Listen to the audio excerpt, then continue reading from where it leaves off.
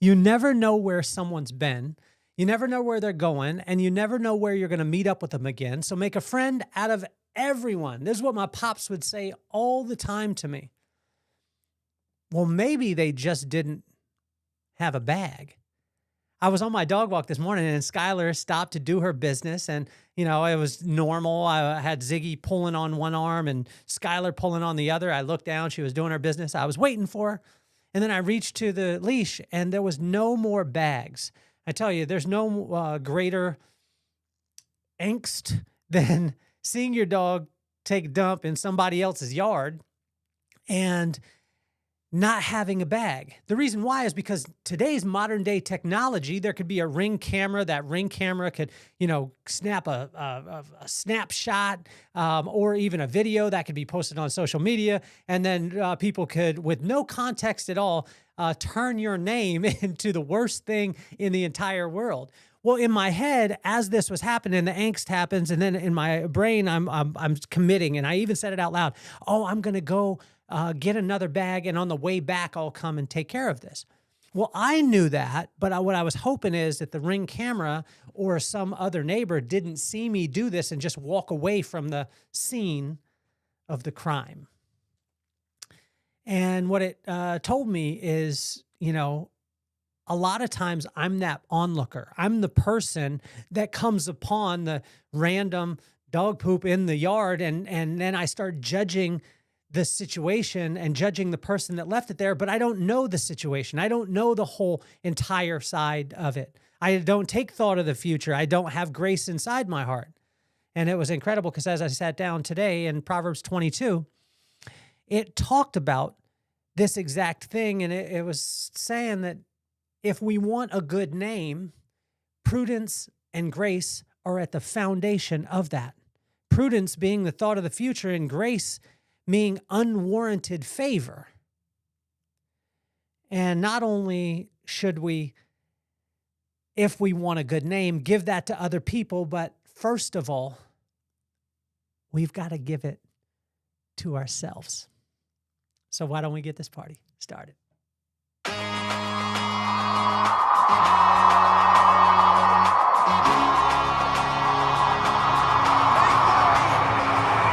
Nothing more on my mind. I got two shines, so every day I grind. Work in the morning, work in the evening. We's achieving, cause we believing. It's for certain, we put the work in.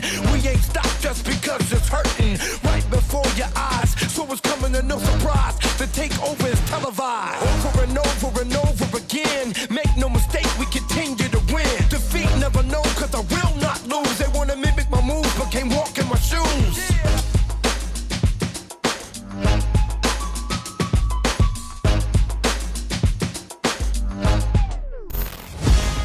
Grace is probably the hardest thing that we'll ever give to ourselves. That's the hardest thing. It's easy to give to other people. Not so. Actually, when I say that, it's not so simple to give to other people, but it's a lot easier than giving it to ourselves. And when I was on that dog walk this morning, Skyler does her business. I look and I don't have a bag. It creates all the angst in the entire world. And when that happens, in my head, I'm thinking, I'm going to go back and pick this poop up. And I even said it out loud, so I seem like an even better person. And but the person probably that walks by and sees the dog poop in the lawn that I left, they don't know my mindset. They don't know the words that I said. They don't know my intentions. They don't know any of those things, so they could pass judgment. And I understand the passing of judgment because I've been on the other side. But then there's the side of not only the passing judgment on somebody else, but a lot of times we do this on ourselves. And this happened to me this morning. And not to say that I wasn't wrong, because I was wrong. I came downstairs and my son had a hoodie on, and he had a football jersey. He's been waiting so long to be able to do this. He's 13 years old. He's in 8th grade. His name is Maddox, and he's on Pop Warner playing tackle football for the first time. And they actually get to go to the Carlsbad high school game and run out on the field. And when they're doing this, he's been waiting for this moment. So he wears his jersey today. He comes down, he has this hoodie on, and it's the hottest days. This is the hottest week of our entire year in Carlsbad. Now, those of you in Las Vegas that are 108, 109, 115 degrees, when I say that it's going to be like 82 degrees, it's super hot here. And I told him, I said, why do you have a hoodie on? And then he's like, it's going to be fine. It's only going to be 79. I said, son, it is going to be hot, humid, all the stuff. And then he got a little attitude with me. And then I called him on his attitude. And then I was like, you need to, wear something else. He's like, I don't know what to wear. And he got upset. And then he went upstairs and changed the hoodie and he came down. But I could tell his swagger wasn't where his swagger needed to be. And I realized at that time that I had impressed on him the things that I thought were important as opposed to listening. I didn't have thought of the future. I didn't have grace with him. And I just went at him hard. And I got home and I seriously got back from dropping him off from school and I just broke down. And what God was telling me in this is the same part of the, having Skyler and, she does her business in that neighbor's yard and I walk away. My intentions were to be able to come back, but a person could walk by, see that dog poop and literally judge me if they saw a picture of me, if they saw me do it, or they just could judge a person based off not knowing all the circumstances. And what God was saying is like the same type of grace that you want to give because you understand the intentions of the person or that you take thought of the future, the same grace, I want you to apply it to yourself because I just lost it this morning because I really feel that I ruined my son's Friday from telling him to take off the hoodie. And the hardest thing that we'll ever do is apply grace to ourselves. And so that's what I want to invite all of you to do today. And, Proverbs 22, it talks about it. It's all about, Proverbs 22 is all about a good name. And it says that a good name is worth more than anything that you could ever invest in. And but to have a good name, prudence and grace are mandatory in that situation. I had a guy named Cousin Barb, and he asked me, he said, what's the most valuable thing that you own right now? And I said, my house, my car, all these things, bank account, all these things. And he said, nope. The most valuable thing that you'll ever own is your name.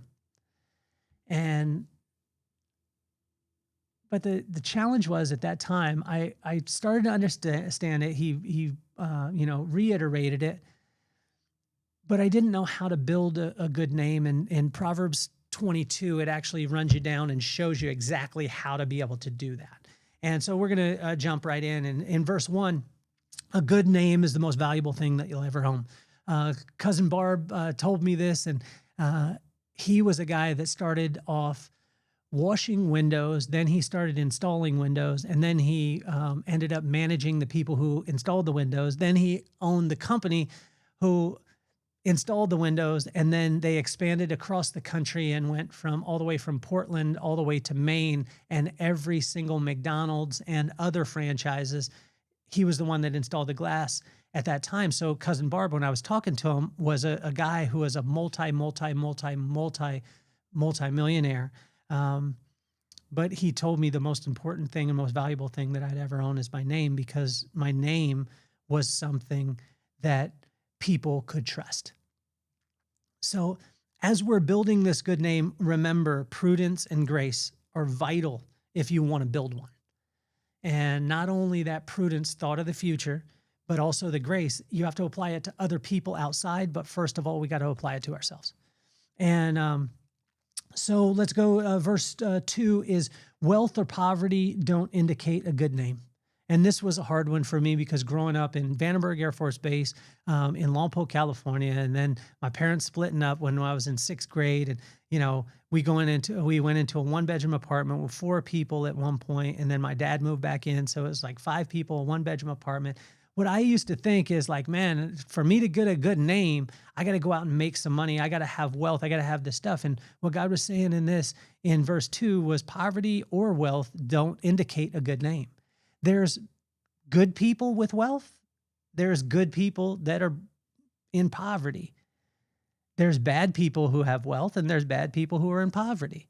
But neither of those, God was let me know that through that wisdom, neither one of them are an indicator of a good name. In verse 3-5, prudence and humility are not mandatory, but highly recommended. And when I say this, they're mandatory for a good name, but they're not mandatory in life. And it's not mandatory that you have a good name, but it's highly recommended that you have one. And this good name could be not only a personal side, when we talk about personal branding, yes, but the good thing about a personal branding is then when you build a business, then that business is based off of your name. And that business starts to get a good name in your company or in your community, in your arena, with your customers. This is an incredible thing, and it happens throughout the industry, whatever industry you're in. In verse 6, what starts out right ends up right. This is something that I heard from my mom all the time, and my mom was constantly shouting this at me. She was constantly saying what starts out right ends up right. And what I wrote from verse 6 is, don't be surprised by the results of faulty systems.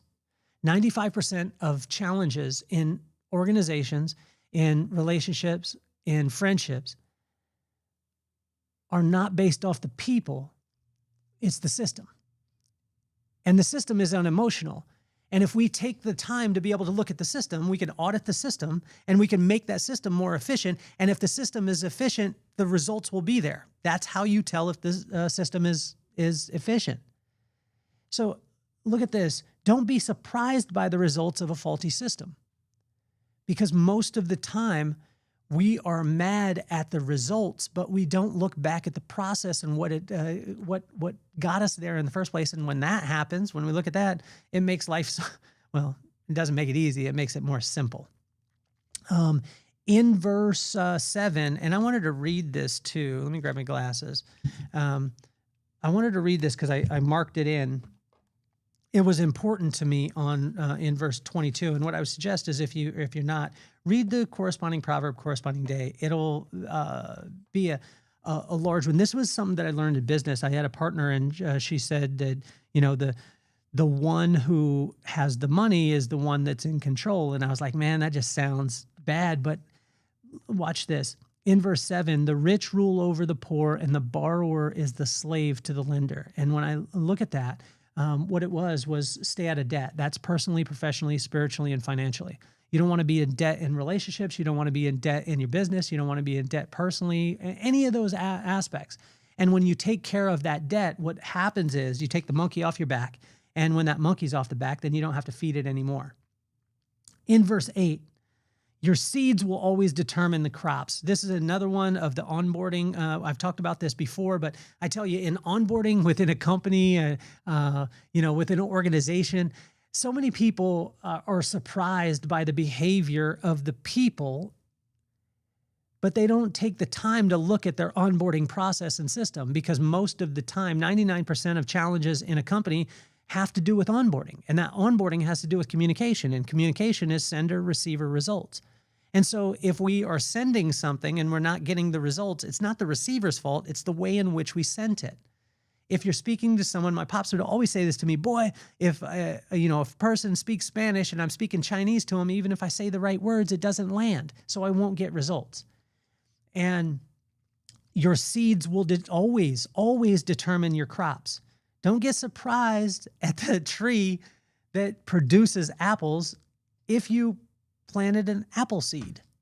Don't get mad at the tree for not producing oranges if you planted an apple seed. So look at the onboarding part, and especially whatever starts out right ends up right. And this is how we build a good name, not only personally, but also in our businesses. In verse 9, generosity builds a good name. Generosity of time, generosity of wealth, generosity wherever, but it has to be led, right? And so we want to be led by wisdom. What is wisdom? The right use of knowledge. And where do we get that? From the fear of God. But the fear of God is nothing more than the respect of God. The only way we can respect something is if we hear its words and we see its actions and they're in line. That creates respect. Well, that respect then is the beginning of wisdom, which is the right use of knowledge. That knowledge, or that wisdom now invites in knowledge. That knowledge brings understanding. The understanding brings insight. The insight brings discretion. The discretion will build the muscle of discernment. Discernment will create discipline. Discipline will create strength, and it'll lead you right back to the respect or the fear of God, whatever your God is, right? And so in verse 10 through 11, love with your whole heart and speak with grace. If you want a good name, love with your whole heart. Love with your whole heart and speak with grace. It means that you're not placing judgment on someone, but also make sure that we're applying this to ourselves. When I had this experience happen with my dog Skyler and the dog poop on the lawn, and I walk away from it, I looked at that scenario and I was like, okay, cool. I want to make sure that I have grace for other people, all these things. And I started to work on that. And then the situation happened with my son. And I flew off the handle this morning and told him not to wear the hoodie and all these things. And then I felt that I ruined his Friday. I get home, I break down in the driveway of my house. And what God is saying is that same thought of the future and grace, that same love that you have for other people, that same grace that I'm asking you to be able to speak with, I need you to speak to yourself with that. And that's the hardest thing that we'll ever do. In verse 12, wisdom and knowledge are products of spending time with God.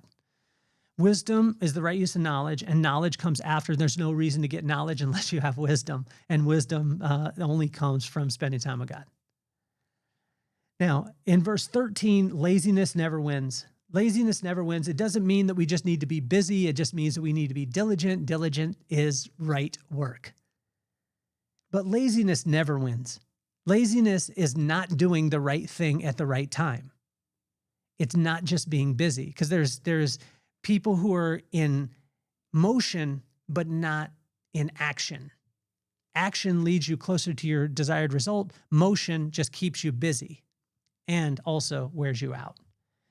In verse 14, what and who are you listening to? What is the music to your ears? I find that with myself, there's times when I want to listen to a specific thing. And what I see is when I listen to that, then it starts to drop down into my heart. Once it drops down into my heart and it fills up my heart, it starts to come out my mouth. Once it starts to come out my mouth, then my hands and my body starts to move towards it. So whatever I hear goes into my heart. Whatever my heart overflows comes out my mouth, and that creates the actions. So be conscious of who and what we're listening to, and especially the things that are music to our ears. In verse 15 and 16, discipline to do the right thing wins. It's a pretty simple one, right? And in verse 17 through 19 of Proverbs 22, which is the corresponding proverb for the corresponding day, is seeking, listening, paying attention, and applying creates trust. If you want to trust something, you got to seek it out first. You got to listen to it. You got to pay attention to it. You got to apply what it is that you heard.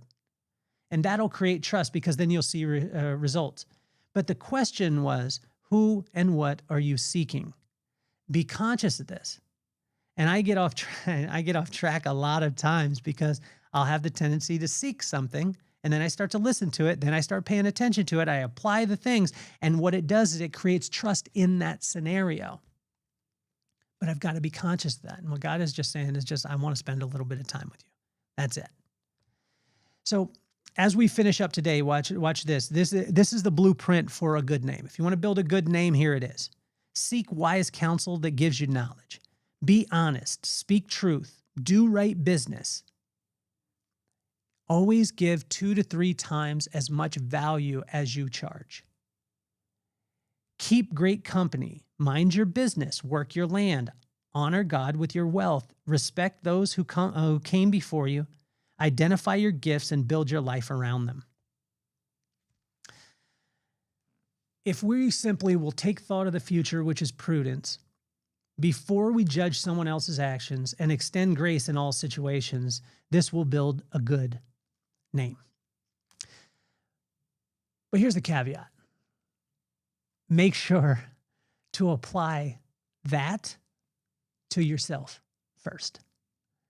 So I hope you are having a phenomenal Friday. Give grace to yourself, give grace to others. Once you give grace to yourself and you have thought of the future, how big of a deal is this thing? Will it pass? I'm very fortunate because when I broke down today, when I got back from dropping Maddox off and I thought I ruined his day, I had a brother in James Dixon that spoke life into me. I called him and I was breaking down and I didn't even say a word to him. He just started praying. And he started praying for me and lifting me up. And I want you to understand that having people around you that can lift you up and speak life into you is massive.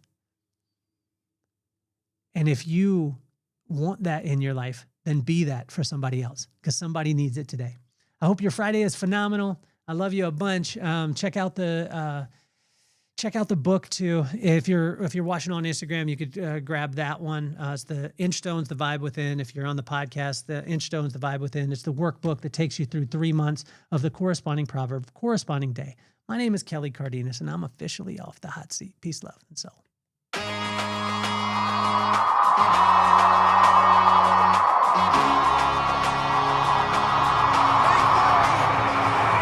Nothing more on my mind. I got to shine, so every day I grind. Work in the morning, work in the evening. We's achieving, cause we believing. It's for certain, we put the work in. We ain't stopped just because it's hurting. Right before your eyes, so it's coming to no surprise. The takeover is televised.